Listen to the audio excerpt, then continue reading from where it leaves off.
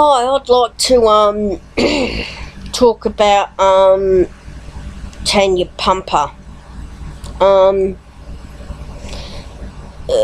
After Leslie left, we had Rebecca Fullerton moving with us, and we had Tina Thorpe and Leslie Pumper.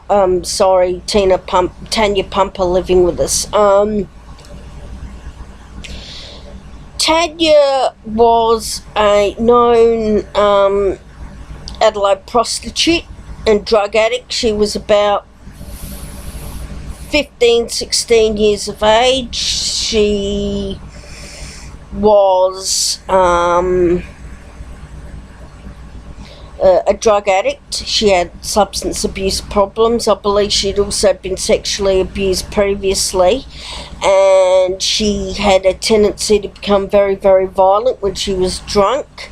I was 12, 13 years old when I first met the girl, and I was basically absolutely petrified of her.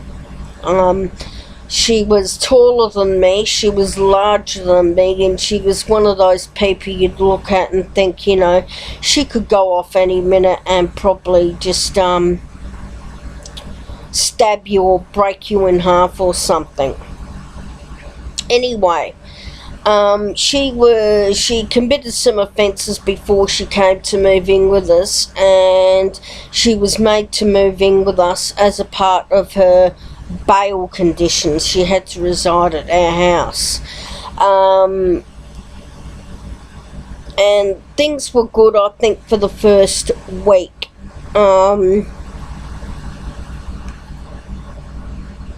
Things were good for the first week. Then she broke into the adults lounge, and they always would have a cask of goon sitting on the filing cabinet that they would basically drink during the day or at tea time or whatever. Basically they would drink that, and basically she went and broke in. She went and stole all their goon. She drank it all at once, and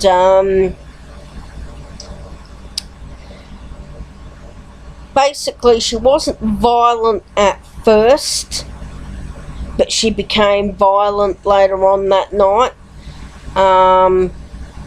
She threatened to stab me. She was waving around a knife. The adults were in the adult lounge, and I was very, very scared.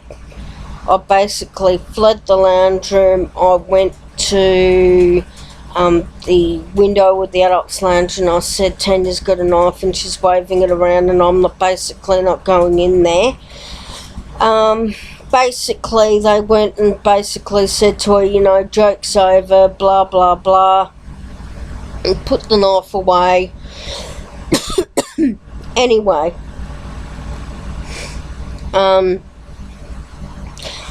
she became violent again that night, yelling, screaming, punching holes in the wall, whatever. I was absolutely petrified for my life, and I basically went into my room and I barricaded every clothes basket, every bit of furniture I could find, and basically barricaded myself in my bedroom because I was scared that she was going to come and kill me. I thought that my life was in danger, and of course, because I was scared of her, that would feed her aggression more, because she knew I was scared of her. She knew that I could easily be intimidated, so she naturally would pick on me and harass me. Basically, she was outside. I had my window open, I think, and I could hear everything that was going on. She was no fewer than 3-4 yards away from me in the front yard, from my bedroom window in the front yard. She basically become violent, and so the adults had gone and pushed her outside, and she was basically sitting there in the front yard. I think she'd sobered up a little bit at this point. But anyway, the cops had come, and by the time the cops had come, she had sobered up completely, but she couldn't remember what she had done. And I think that she thought that she hurt me, and I could hear her outside going, "I haven't hurt Lisa, have I? I don't want to hurt, I don't want to hurt her. I didn't hurt her, did I?" And like, they wouldn't tell her anything. Basically, the cops just kept on saying, "You're under arrest and you have to get in the car," and they were basically handcuffing her. And she goes, "No, I want to see Lisa first as proof that I didn't hurt her," because she didn't remember whether she did or not. And basically, they went and said, "No, you're not allowed to see her. You're under arrest." And basically, they were trying to push her in the car, and she was basically belting the crap out of these coppers, and because she wanted to go back into the house to see me as proof that she hadn't stabbed me or anything. And she was very, very remorseful for her actions that night. Anyway, they had to call another patrol car, and they basically went and threw her in the back of a paddy wagon and took her away. And that's the last time I heard of her. I had that's the last. After school care for Galen's already been cancelled. Jamie did it for you. You have to fill those out. They're due tomorrow. Basically, I hadn't heard from her since then. I saw her at an excursion to the brickworks. She was waiting. We were going on the go-karts, and she was waiting there in line to use the go-karts. And basically, it was and she was with a friend, and it was obvious at that point that she was pregnant. And she said to me hello, and I went to go speak to her, and I was pulled away and told like you're not allowed to speak to her. And it was obvious at that point that she was very pregnant. She looked about 3-4 months pregnant, and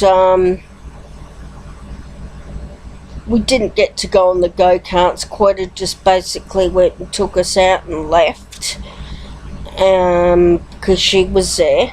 And the next thing I know, I'm not sure how long it was, it wouldn't have been any more than 6 months later, I was reading the newspaper like I always did at lunchtime in the school library, when I was reading the obituaries, and it came out that she had actually died. I didn't know how she died or what had happened to her or anything like that. All I knew is that she had died. I found out in 2008 when the Royal Commission into Abuse and State Care wound up and gave its finding. I found out that her death was investigated, and basically what had happened was she had gone and ended up in Glenside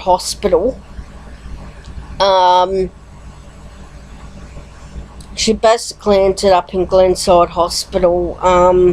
She was basically given the ultimatum by DCW that you either abort your baby or we're taking it at birth because you're not fit to be a parent. I don't know whether she was still drinking or still on drugs at that time, but that's what I know they said to her. She was on day release. Before she left, she went and left a suicide note in there. Apparently it spoke about me a bit, and how remorseful she was for that night that thing happened. And basically she went to a local park, and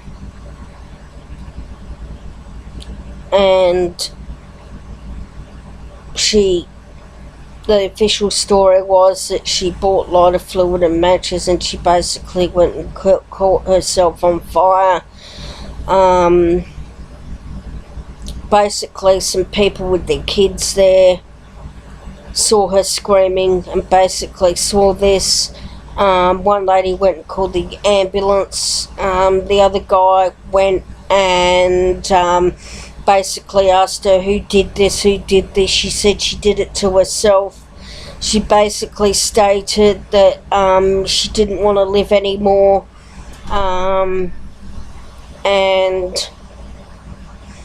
I think she was taken to the Royal Adelaide Hospital. She miscarried her baby later on that night. Like, she was 6-7 months pregnant. I don't think the baby lived, and she died shortly after. She had absolutely horrific burns. I think they said that she had burns to at least 95% of her body. She was in an absolutely terrible condition, and there was absolutely no question that she was going to live because the damage had already been done. There is a lot of conjecture about why she was let out on day release. Apparently her suicide note was not found until quite some time after her death.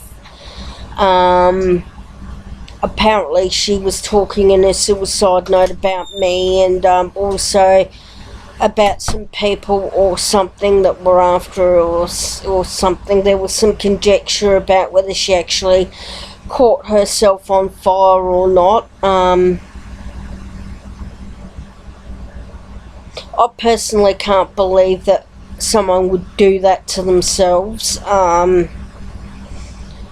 It's just a shocking, horrific way to go. I find it very, very hard to believe that Tanya, let alone anyone, would go and commit suicide in such a terrible manner. And even today I have problems and issues with what had happened regarding her death like that.